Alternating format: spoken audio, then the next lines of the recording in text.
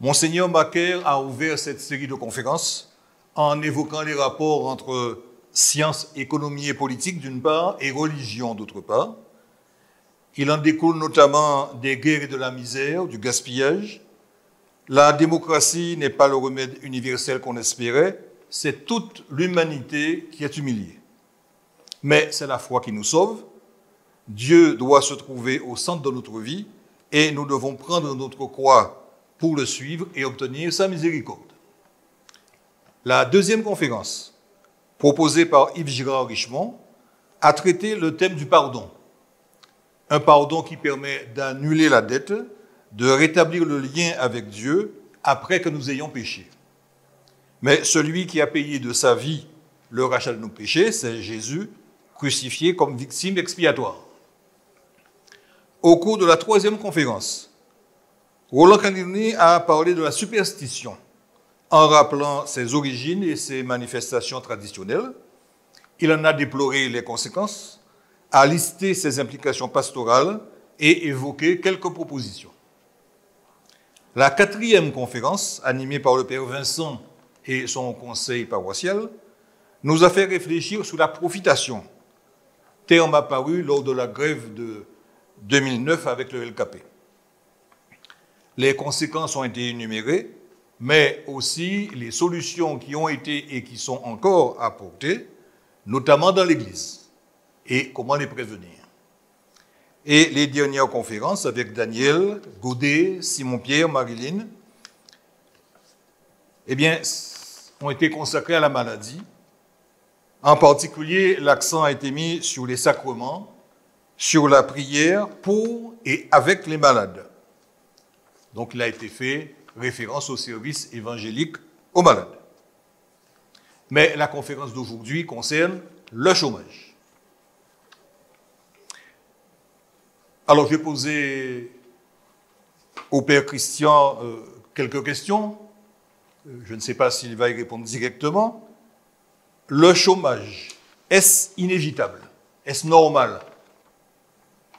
Devons-nous nous résigner à cette fatalité qui peut survenir à tout moment, comme une maladie ou un accident? Pouvons-nous contribuer à mettre en place des mesures, des organisations pour réduire le nombre de chômeurs, la durée des périodes sans emploi, l'aide matérielle et morale aux victimes du chômage? Et enfin, en plus de la prière, quels actes concrets pouvons-nous poser pour lutter contre cette injustice sociale qui détruit les gens et les familles? Père Christian. Alors, merci Raymond pour cette introduction. Mais je crois que les questions que tu viens de poser, ce n'est pas à moi de les répondre et d'y répondre. Je suis là. On m'a demandé, moi, de présenter comment Jésus aurait agi face à la réalité du chômage qui est une réalité actuelle aujourd'hui. Comment il aurait réagi? Et même dans la foi chrétienne, je vais jusqu'à dire, et comment réagit-il? Parce que nous savons que c'est Christ, Jésus, que nous avons accueilli comme sauveur, né à Jérusalem, à Nazareth, de la Vierge Marie, ce fils nazaréen, il est aussi le Christ ressuscité, vivant à jamais. Et donc, moi, je présente le Christ, Jésus, comment il aurait pu et comment il agit, et à chacun de nous, frères et sœurs, de puiser en lui comme miroir, comme source d'inspiration et même comme force pour que nous puissions réagir et changer cette réalité qui nous ruine. Alors voilà pourquoi je voudrais que nous puissions nous lancer dans cette démarche en se disant ce qu'aurait fait Jésus de Nazareth. Et là, j'alerte notre attention comme chrétiens que le Jésus de Nazareth et le Christ ressuscité, c'est le même, mais en même temps, nous savons qu'il y a une différence. Alors, ce qui précède en tout, ce que nous pouvons dire le commencement, ce qui a été au commencement, nous voyons que c'est le magnifique don que Dieu fait à l'homme, ça veut dire aux hommes et aux femmes, de quoi? Pour qu'ils soient heureux, pour qu'ils fassent l'expérience qui sont vraiment image et ressemblance de Dieu. Et ces dons inouïs, c'est le travail.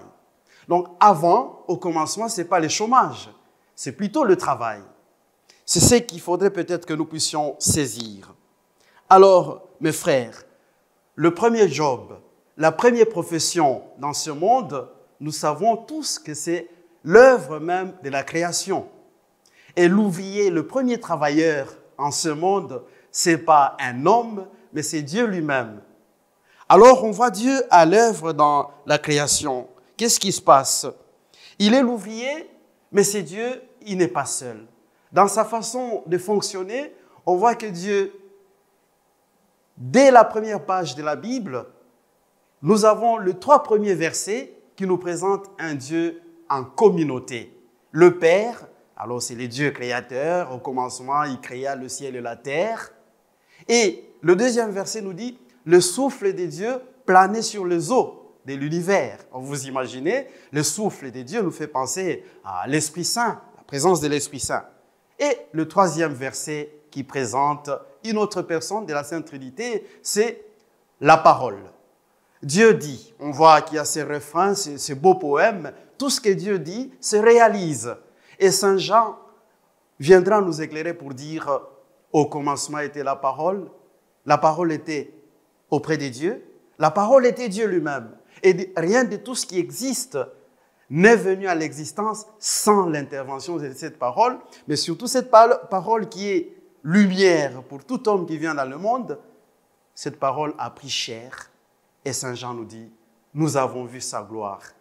Et là, alors, cette parole qui a pris chair, nous savons bien, mes frères et sœurs, que c'est le Fils éternel du Père, c'est Jésus. Ceci suffit déjà pour nous dire, Jésus est là dès le commencement. La présence de Jésus, alors le Christ qui est l'engendré du Père, qui vit de toute éternité, il était là avant notre création. Il était là au début du travail.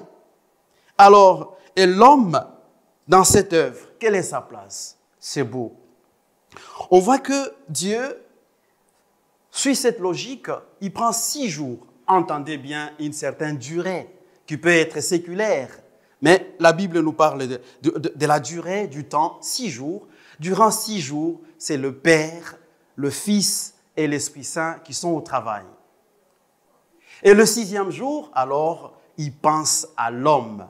Dans un dialogue, il y a un petit dialogue qui fait tout, une petite réunion où on consulte les collaborateurs. Créons l'homme à notre image, à notre ressemblance. Et alors voilà, là sortent Adam et Ève qui sont nos premiers parents, en humanité bien sûr. Nous voyons bien que dès que Adam et Ève sont là, image et ressemblance de Dieu, ça veut dire présence même de la divinité dans l'humanité, au cœur de l'humanité, alors Dieu peut se reposer. Dieu se repose en confiant toute son œuvre à Adam et Ève, Ish et Isha. Vous voyez la merveille qui commence par là, c'est que le travail est signe et preuve de la confiance que Dieu a en l'homme, aux hommes et aux femmes que nous sommes. Dieu nous fait totalement confiance, il nous confie tout ce que lui-même a réalisé. Mais mes frères et sœurs, ne nous y trompons pas.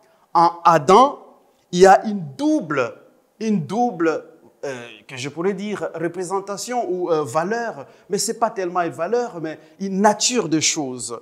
C'est que Adam et Ève participent à la méthode même ou par la méthode même de Dieu pour continuer l'œuvre de Dieu. Quelle est cette méthode? C'est par le travail et dans le travail. Mais aussi leur participation, c'est par leur être même. Ils sont dans leur être profond, divin, traversés par la puissance, le pouvoir divin. Enfin, nous pouvons voir que cette création ou cette œuvre créée par Dieu, qui leur est confiée, au fait, n'a été destinée qu'à eux. Ça signifie pour qu'ils soient heureux, pour qu'ils ne manquent de rien. Et donc, même toute l'œuvre de Dieu, c'est une réponse au bonheur de l'homme. L'homme est au centre, sa dignité, son épanouissement. Et c'est cela qui doit être l'éternel point de référence pour toute initiative, pour toute entreprise, en tout cas professionnelle. Alors nous savons la suite, mes frères et sœurs, ça n'a pas traîné. Adam et Ève, ayant fait cette expérience du divin en eux, eh bien, ils se retrouvent embrigadés ou rejoints par leur orgueil. L'orgueil qui va les amener à rêver de devenir Dieu, remplacer pratiquement Dieu, gommer Dieu pour qu'eux restent. Voilà, vous serez comme Dieu. Vous serez comme Dieu. Ça, c'est tout ce qui a basculé. La loyauté, la fidélité en eux vers l'orgueil, vers le changement. Et voilà, grâce ou à cause de l'orgueil plutôt, Adam et Ève se retrouvent au chômage. Ils sont renvoyés du jardin. Ils vont errer partout dans la nature. Ils vont souffrir. Heureusement, Dieu ne les renvoie pas vraiment tout nus, parce qu'il va lui-même se débrouiller, prendre un peu quelques feuilles pour fabriquer des tuniques pour eux. Alors, souvent nous parlons de nos premiers parents. Mais mes frères et sœurs, sachons ou rappelons-nous que nous avons aussi nos premiers frères, Caïn et Abel. Avec eux, juste après le péché d'Adam et Ève, nous voyons que rentre dans le jeu la diversité du monde du travail. Caïn, c'est un agriculteur, travailleur du sol. Abel, un éleveur, voilà, qui s'occupe des bêtes, des animaux. Vous voyez, à partir de ça, nous pouvons nous dire, mes frères et sœurs, tout le monde ne peut pas être médecin, tout le monde ne peut pas être avocat, tout le monde n'est pas appelé nécessairement à être prêtre ou religieuse, mais Dieu a créé la diversité pour que chacun de nous se retrouve là où il peut être heureux et s'épanouir. Et voilà, là aussi, l'homme est toujours rejoint par cette fragilité humaine. Entre les deux, nous savons bien, arrive un moment où il faut partager les fruits, les revenus de son travail. Et Abel fait preuve de la fraternité, de la générosité, de la magnanimité. Il offre de tout son cœur. Alors que son frère, Caïn, se renferme sur lui-même dans l'égoïsme, l'égocentrisme. Il va offrir des fruits pourris, sans valeur, à celui qui lui a donné même la nature et l'être, le travail. Il va donner à Dieu des choses sans valeur. Nous savons que cet égoïsme va l'amener au chômage. Il va aussi se retrouver dans l'errance, dans la nature, quand il va se perdre là. Voilà ce qui peut nous amener aujourd'hui, mes frères et sœurs, à ce niveau, à se dire, quel est l'horizon de tous nos revenus? Comment nous orientons? Comment nous mettons en valeur tout ce que nous gagnons par notre propre travail?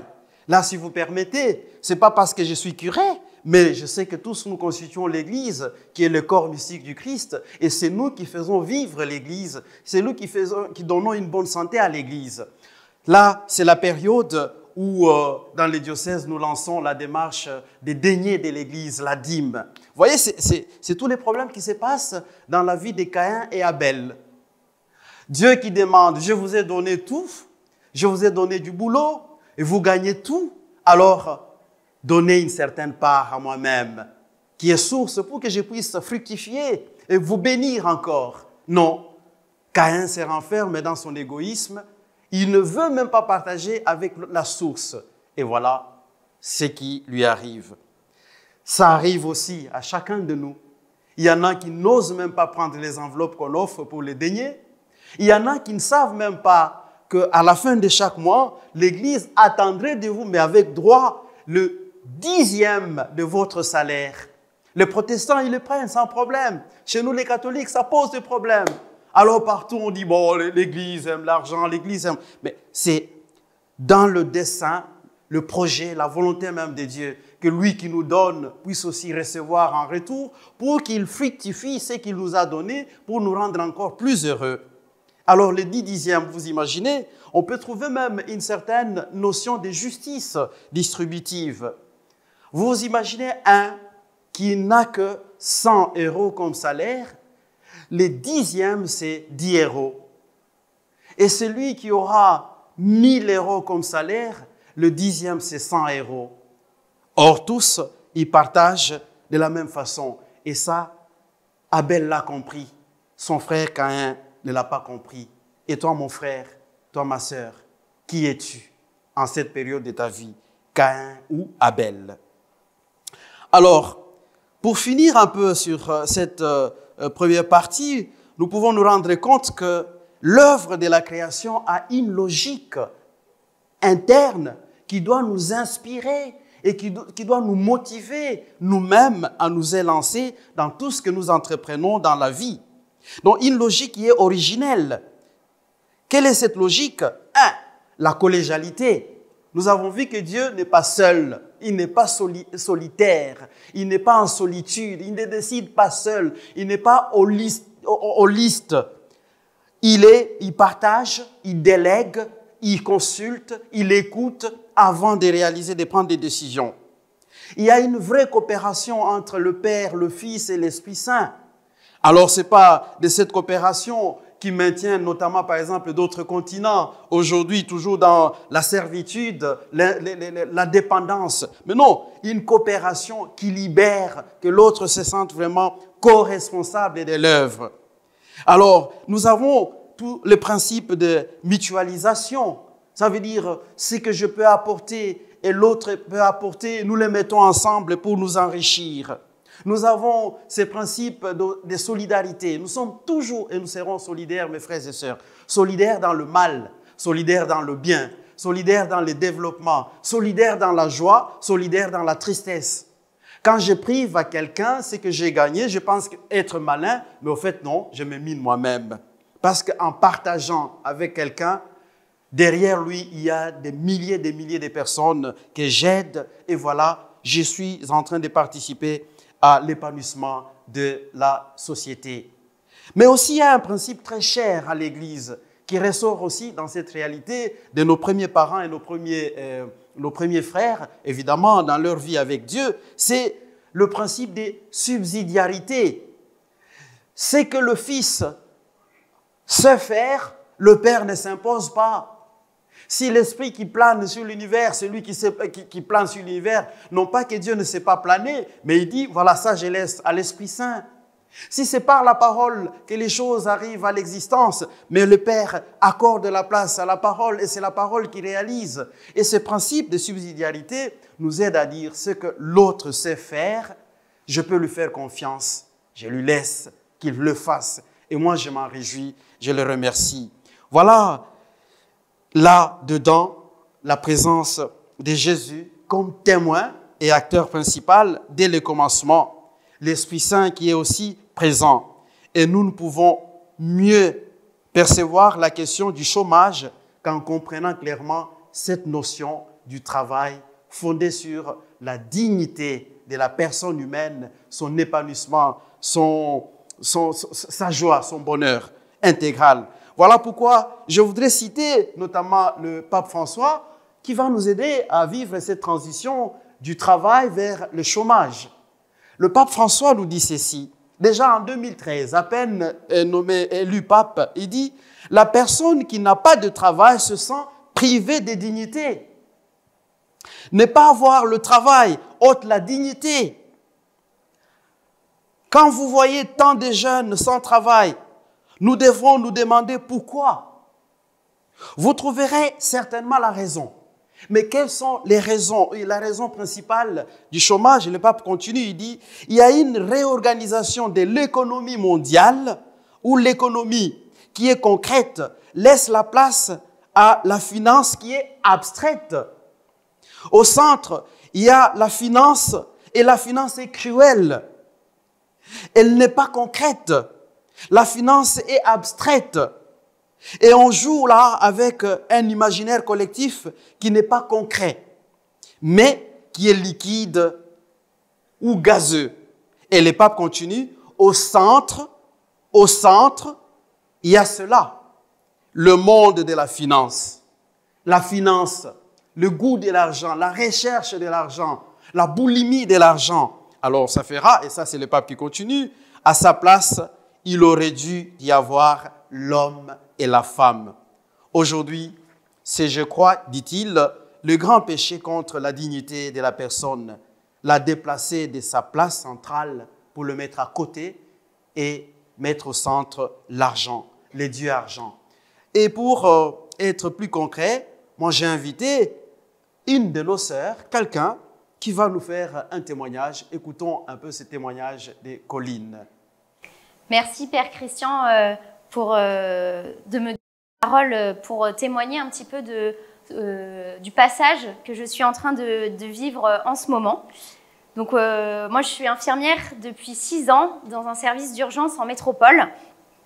J'ai un travail que j'aime, des collègues avec qui je m'entends bien. J'ai également un salaire qui me permet de vivre correctement. Et malgré tout ça, les conditions de travail aujourd'hui sont réellement difficiles. Je suis fatiguée de sans cesse courir pour soigner les patients, pour soulager les gens, pour donner les antibiotiques. J'ai plus le temps d'écouter les gens qui ont besoin d'être écoutés, plus le temps d'accompagner les gens qui ont besoin d'aller aux toilettes ou qui ont faim, pas le temps de servir un repas. Et ces conditions de travail sont difficiles. Et en plus de ça, je suis face à une direction qui n'entend pas la souffrance des équipes, qui n'entend pas que nous sommes épuisés par cette manière de travailler. Et donc, aujourd'hui, j'ai fait le choix de démissionner de mon travail, de démissionner parce que je suis malheureuse, parce que je deviens une infirmière que je ne veux pas être. Et dans cette décision de démissionner, il y a certes cette envie de quitter ce que je n'aime pas, ce qui me rend malheureuse, mais il y a aussi l'envie de courir après mes rêves de voyager, mes rêves d'être infirmière en humanitaire. Alors, être infirmière, c'est toujours ce qui me plaît, c'est toujours le métier qui me passionne, mais j'ai envie de le vivre différemment. Et en ce moment, je traverse donc une période de chômage, mais de chômage choisi pour me donner le temps de discerner, de réfléchir, de choisir, de poser des choix pour la suite, pour en fait, qu'est-ce que dans la vie je veux vraiment faire? Qu'est-ce qui va vraiment me rendre heureuse? Et cette décision de démissionner est certes un peu vertigineuse, un peu un saut dans le vide. Et en même temps, je sais que je ne suis pas toute seule. Je sais que le Seigneur m'accompagne. Je sais qu'il va m'aider à trouver cette place qui sera la mienne demain. Et j'ai confiance que quelque chose de plus grand m'attend après et que le Seigneur marche avec moi sur ses pas, un peu hésitant pour l'instant, mais que le Seigneur va vraiment affermir mon pas pour me montrer là où est ma place et là où je serai heureuse à ma place. Donc, frères et sœurs, le chômage n'est pas un simple défaut. Le chômage n'est pas tout simplement un accident d'un dysfonctionnement. Le chômage, c'est une atteinte grave, une défiguration de la dignité humaine, une lance empoisonnée qui perce les côtés droits, les cœurs des dieux même. Ces cœurs des dieux, c'est l'humanité tout entière. Vous avez compris que je fais allusion notamment aussi à ce corps de Jésus sur la croix qui reçoit une lance par tout simplement la malice, le mauvais cœur des hommes et des femmes de ce monde. Et cela symbolise tout ce qui se passe dans ce monde qui est cause de chômage, de pas mal de souffrances. Ces témoignages de Colline que nous venons d'écouter nous aident, il me semble en tout cas, d'élargir nos esprits même dans notre conception du travail et du chômage. Comment je me représente le travail? C'est quoi pour moi? Quelle est la motivation profonde pour penser au travail? Qu'est-ce qui me motive pour prendre une orientation, pour faire un choix, pour me convertir d'une profession vers une autre? Quelle est la motivation profonde? Je crois que ce témoignage est une mine d'or qui peut nous aider. Et c'est ça que je voudrais que nous puissions partager ensemble. D'abord, je perçois qu'on peut avoir du travail, mais dans des conditions inhumaines, avec salaire, bien sûr, mais inhumanisé. Ça veut dire un travail qui déshumanise, qui ne reconnaît pas ma dignité d'être humain et qui veut encore, en deçà même, me ramener, me rabaisser peut-être même au niveau des bêtes. Tout comme aussi, de nombreuses personnes se plaisent au chômage en survivant, par exemple avec le RSA. Alors je gagne, et tous les mois je suis devant ma télévision, je gagne. Alors pour moi vivre c'est gagner l'argent et chômer, voilà, c'est du vol. C'est du vol sur mes frères et sœurs qui travaillent jour et nuit. C'est du vol sur le gouvernement. C'est du vol sur mon humanité tout simplement. Tout ça, c'est source malheureusement des temps de souffrance et nous ne sommes pas toujours au clair avec ça. Mais on peut aussi faire un choix des études ou des qualifications uniquement motivées par le gain que ça me rapporte, par l'argent. Alors nous retombons dans cette boulimie où Dieu c'est l'argent. C'est l'égoïsme, c'est l'égocentrisme, c'est l'égotisme qui ne peut qu'être source des guerres. Donc même quand on est embauché, alors on va rechercher ses propres avantages, ses intérêts personnels et on va mettre en difficulté même les collègues. Et ça va impacter la vie sociale au niveau professionnel. Alors mes frères, vous voyez que nous participons, nous sommes solidaires, comme je l'ai dit déjà, quel que soit notre positionnement, à tout système qui est source de chômage à travers des choix pareils, erronés. Tout comme je peux être solidaire pour l'épanouissement, la reconnaissance et l'humanisation du monde du travail. Là aussi, si vous me permettez, la doctrine de l'Église nous apprend que nous avons tous, hommes et femmes, la liberté de choisir.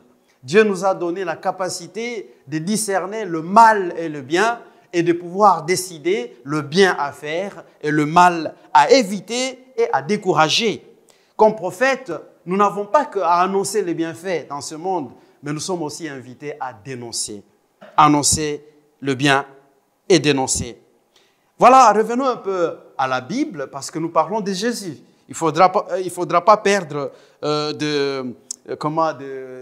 dans notre esprit cette présence de Jésus au cours du processus qui nous aide à nous humaniser. Dans la Bible, nous avons déjà parlé d'Adam et Ève, de Caïn qui est notre frère.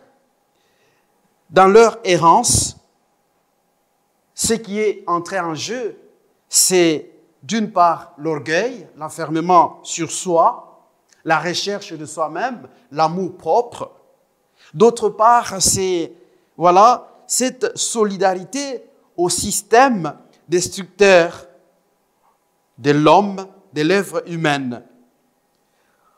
Je voudrais dire par solidarité, par exemple, pour aider mes frères et sœurs à mieux comprendre.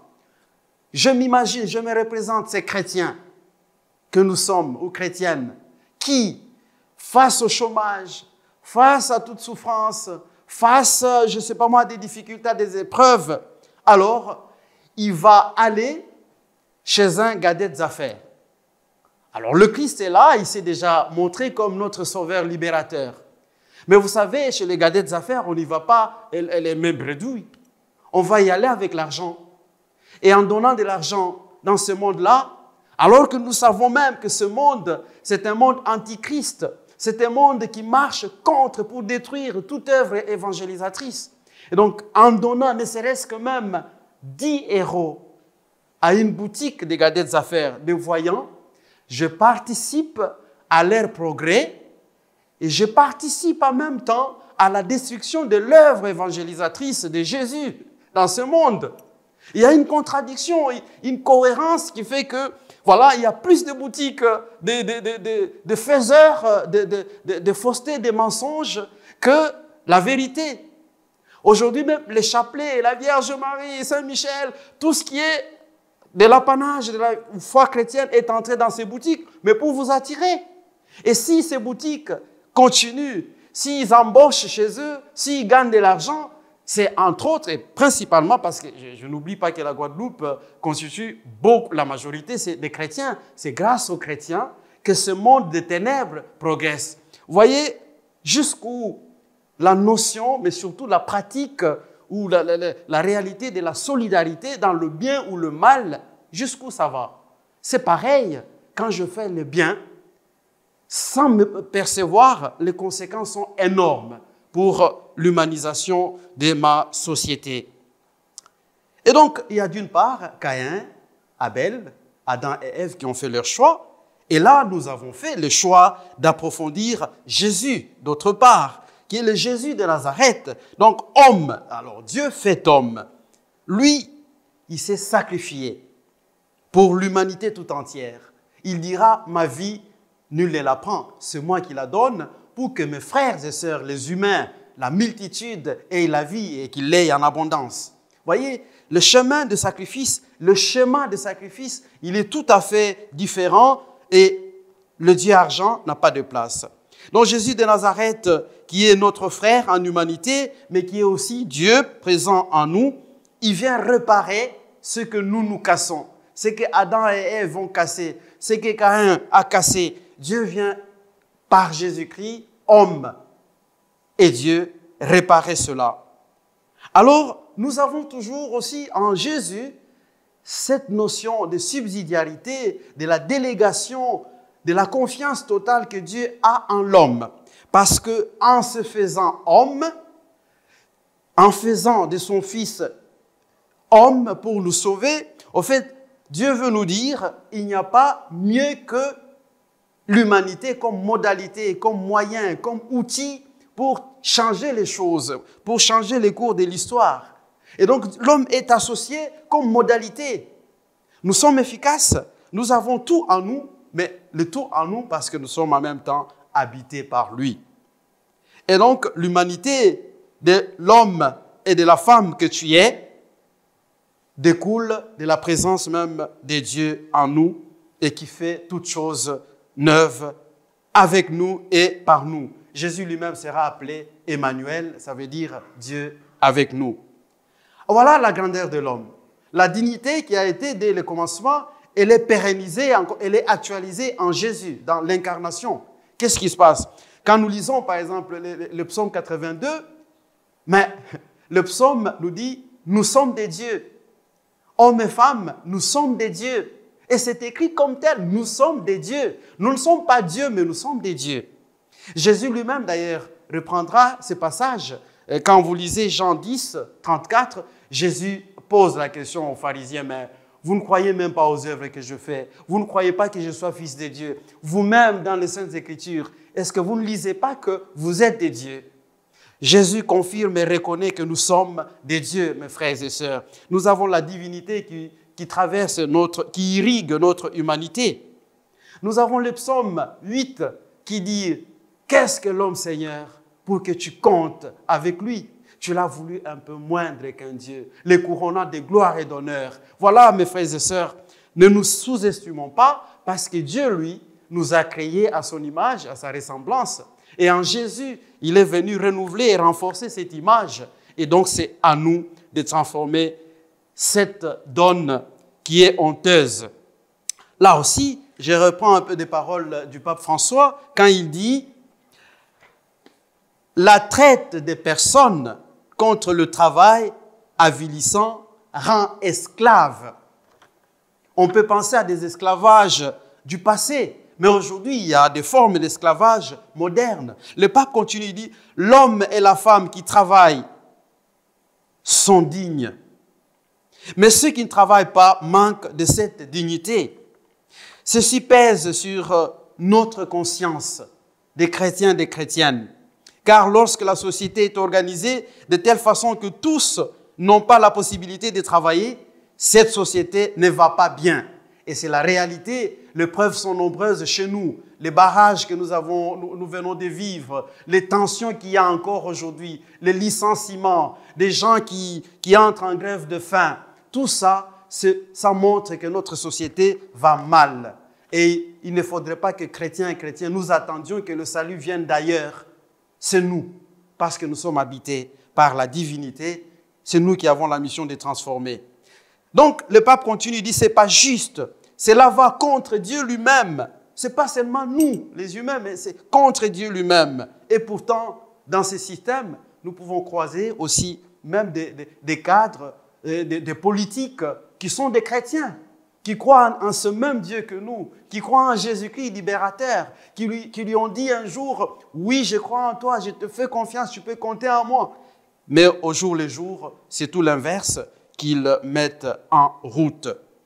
Alors, mes frères et sœurs, je voudrais poser la question, est-ce que vous avez déjà entendu dans notre société, ici par exemple en Guadeloupe, mais comme ailleurs, parler des jeunes parrains?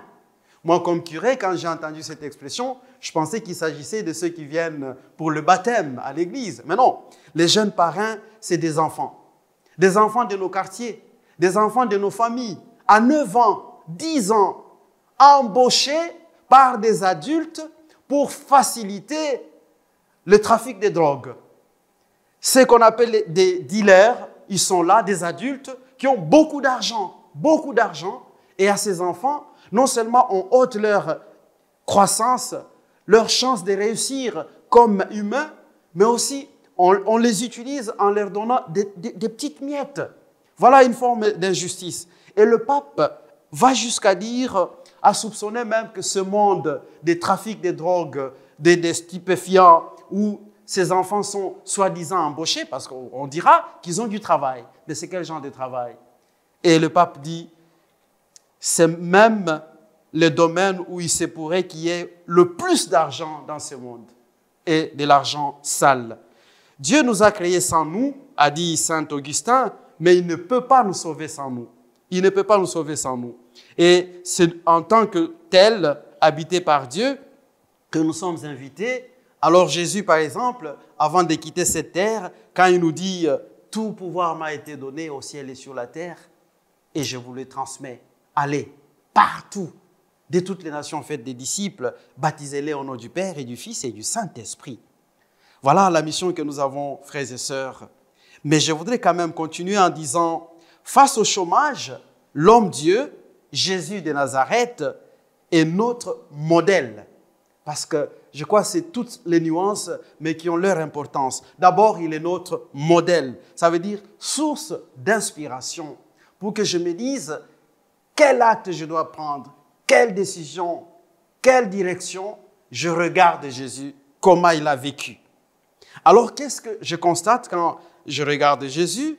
D'abord, enfant de Bethléem, nous savons, c'est la vie cachée et publique où très peu d'évangélistes, ou des évangélistes ne parlent pas beaucoup, mais nous savons qu'il a appris de son papa Joseph, qui était charpentier, ce métier des charpentiers. Il a été charpentier. Il s'est initié à ça. Enfant déjà, il suivait le chemin professionnel de son papa. Mais surtout, devenu grand, il va garder la même logique, la dignité de la personne humaine qui doit être intégrale, le bonheur de l'homme.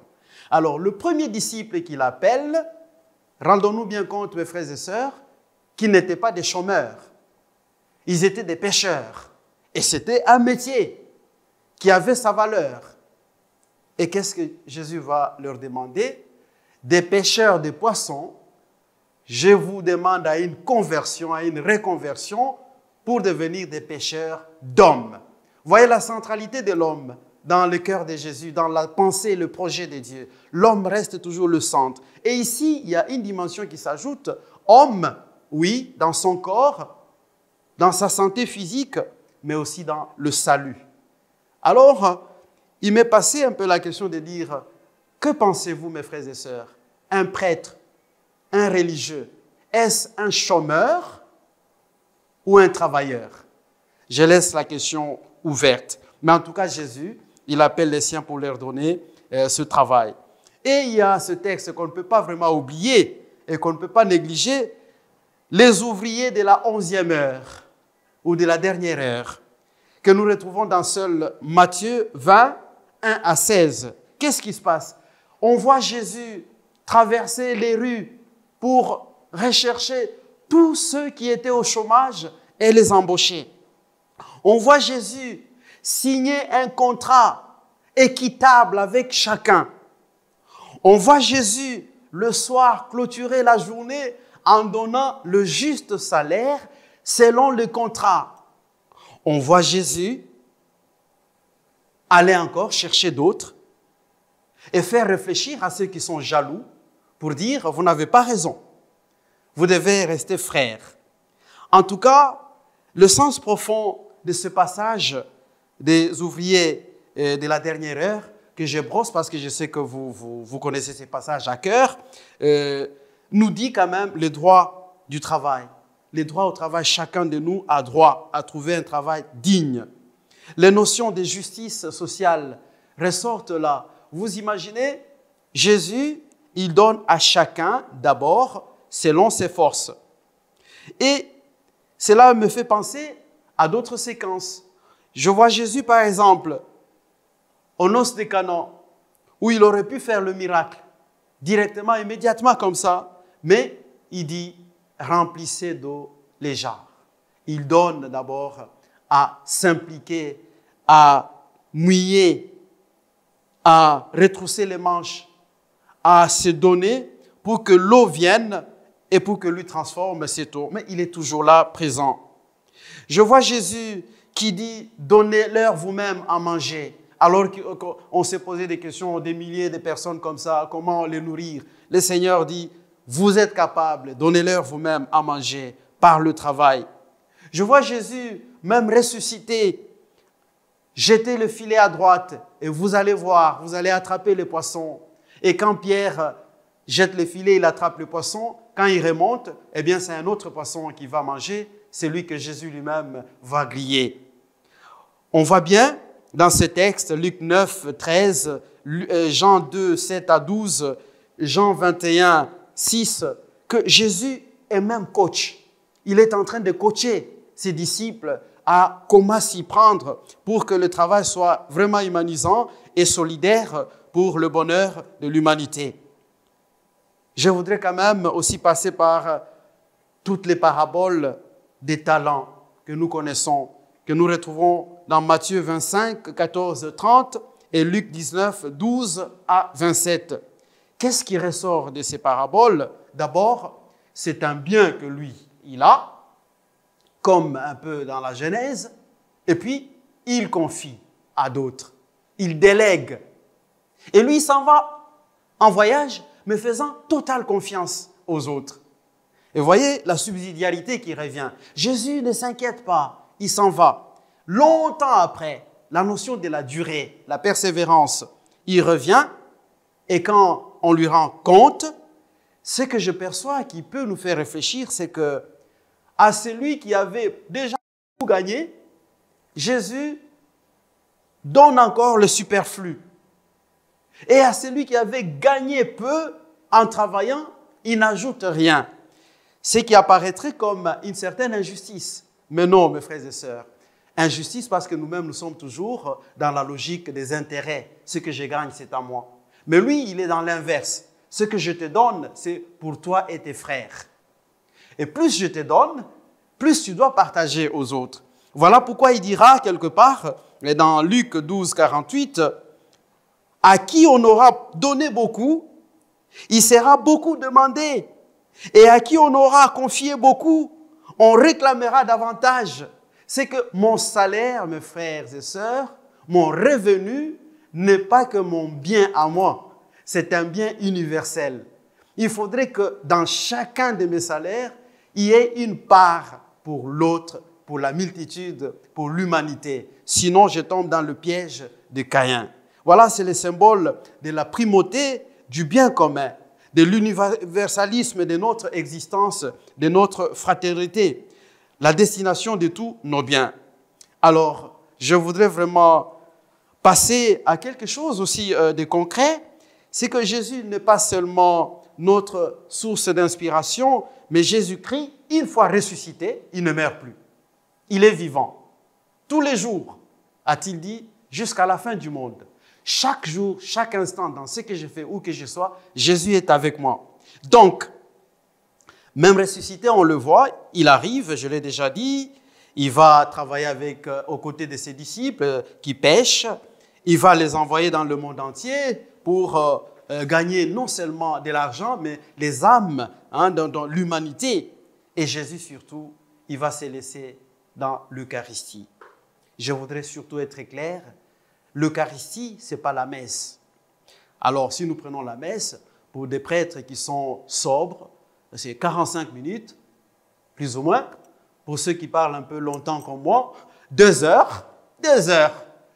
Mais l'Eucharistie continue quand aujourd'hui on dit « Allez, portez la bonne nouvelle à vos frères et sœurs ». Et donc, soyez solidaires, soyez engagés dans les associations, dans des commissions comme Justice et Paix, dans le TKL, cette présence de l'Église dans le quartier où on réfléchit sur les questions sociales, où on réfléchit sur des réponses à donner à la lumière de la parole de Dieu, où on est plus présent à nos frères et sœurs grabataires qui ne peuvent pas venir à l'Église. Tous ces lieux, si vous regardez, dans notre Guadeloupe, c'est de plus en plus déserté. Le TKL, combien encore ils sont 600 chez eux, 600 témoins. Donc l'Église a cette mission, après le Christ, à continuer comme lui-même.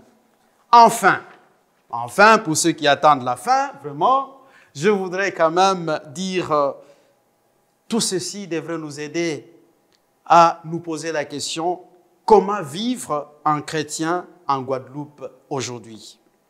Là, je me permets, si vous me l'autorisez, mes frères et sœurs, en tant que quelqu'un qui arrive avec des lunettes d'ailleurs, avec une sensibilité, et qui s'est dit, voilà, je regarde avec un peu de recul, mais aussi avec beaucoup d'humilité et de simplicité. Je trouve ce que j'appelle en Guadeloupe le paradoxe. C'est moi, vraiment, qui m'autorise cela. Je vois d'abord, j'ai déjà parlé de la puissance du nom de Jésus en Guadeloupe. Jésus est reconnu vraiment comme libérateur, comme sauveur. Nous sommes en Guadeloupe non seulement croyants, mais nous avons totale confiance en Jésus.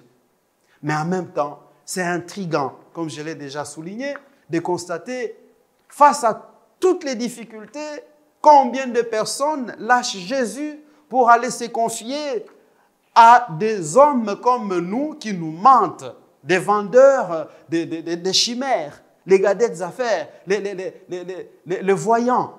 Aujourd'hui, nous allons nous confier, eh bien, nous les mettons en concurrence avec Jésus, nous les aidons encore à progresser. C'est un paradoxe sur lequel, mes frères et sœurs, je vous invite à réfléchir, à approfondir, pour prendre de bonnes décisions, pour faire de bons choix, pour résister. Face aussi à d'autres réalités, par exemple, qui sont potentiellement une force pour cet archipel. Je vois par exemple que nous avons une même et seule langue locale. Je peux aller avec les créoles sur Marie-Galante, les Saintes, Basse-Terre. On peut communiquer avec tous. Ça, c'est une force. C'est une force pour la Guadeloupe. Mais, en même temps, ça peut être un piège, un danger face aux étrangers qui ne sont pas guadeloupéens, qui parlent d'autres langues et qui arrivent, qui peuvent provoquer de la peur. Et ça, c'est aussi des réalités qu'on retrouve, sur lesquelles il faudrait travailler. Je vois qu'en Guadeloupe, nos parents ont laissé pratiquement cette manière de fonctionner. Ils partent en laissant de l'héritage, en transmettant de l'héritage à leurs fils, à leurs filles, à leurs enfants. Ça, c'est beau, c'est un bon témoignage. Mais face à cette richesse culturelle, qu'est-ce que je constate aussi, moi qui arrive, c'est que cet héritage, malheureusement, devient un lieu de déchirure des familles, fratricides même. Alors, ça impacte l'Église, ça impacte le monde professionnel. Alors, on retrouve partout des maisons abandonnées, des maisons non valorisées, alors que ce seraient des lieux, par exemple, de création d'emplois. Alors ce seraient des lieux où des jeunes qui étaient partis pourraient revenir pour reconstruire notre Guadeloupe. Et tout ça, c'est des défis à relever aujourd'hui. Je ne donne pas de réponse, je ne fais que constater et je dis mon constat. Alors, la solidarité et la générosité, c'est originel au peuple guadeloupéen. Il y a même un livre que j'ai découvert où on parle de cette solidarité. Nous, comme prêtres de Saint-Luc, oh, quelle joie de vivre de la générosité de nos fidèles, de nos paroissiens, tous les jours. Nous ne voyons que ça. Mais quand j'entends dans le monde du travail les favoritismes, je préfère favoriser un seul parce qu'il est mon frère du même coin. Et derrière ça, en le favorisant lui, je fais souffrir, je prive des avantages à des milliers de collègues ou d'autres personnes qui sont là aussi mes frères. Rappelons-nous, quand on vient chercher Jésus, on dit « ta mère, ton père et tes frères sont là à te chercher ». Il va balancer son regard sur ceux qui l'écoutaient, il va dire « qui est mon frère, qui est ma sœur ?» C'est celui qui écoute la parole de Dieu et qui la met en pratique. Bien sûr que la Vierge Marie est la première en chemin par rapport à cela. Bien sûr que Joseph reste un modèle, même en cela. Bien sûr que les frères cousins de Jésus, dont Jacques et tous ses premiers disciples, restent nos modèles en cela. Mais est-ce que nous sommes capables aujourd'hui, nous sommes capables de relever ces défis, de dire face à mon frère, même de ma famille, et à un autre frère qui n'est pas de ma famille, la justice, là, demande que lui, il remplit les conditions, je peux le prendre. Parce que ça aussi, c'est cause de souffrance. Je voudrais vous laisser, mes frères, sur ces quelques pistes de réflexion. Et voilà, le reste, c'est l'Esprit Saint qui va continuer. J'invite Raymond à venir dire un peu sa réaction en conclusion par rapport à cette conférence des carèmes. Si notre conférence a été centrée sur le grave problème du chômage, nous n'oublions pas les autres formes de misère au travail.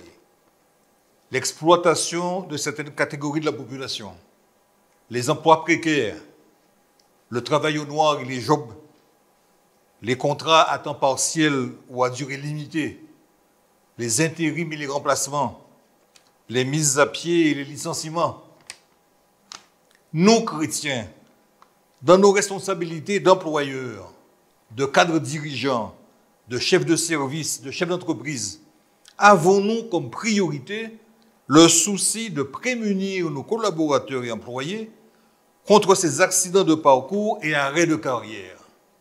Nous, chrétiens, qui avons pour mission de défendre nos collègues, puisque nous sommes représentants du personnel, élus syndicaux, membres de commissions paritaires, plaçons-nous en tête de nos revendications le mieux-être au travail, la sécurité de l'emploi, la lutte contre la précarité. Nous, travailleurs chrétiens, vivons-nous comme Jésus, le charpentier, notre activité comme une chance, une bénédiction, une dignité, avec conscience professionnelle, fierté, honnêteté, dans le dialogue, l'entraide et le respect mutuel. Bon carême missionnaire à vous tous et toutes.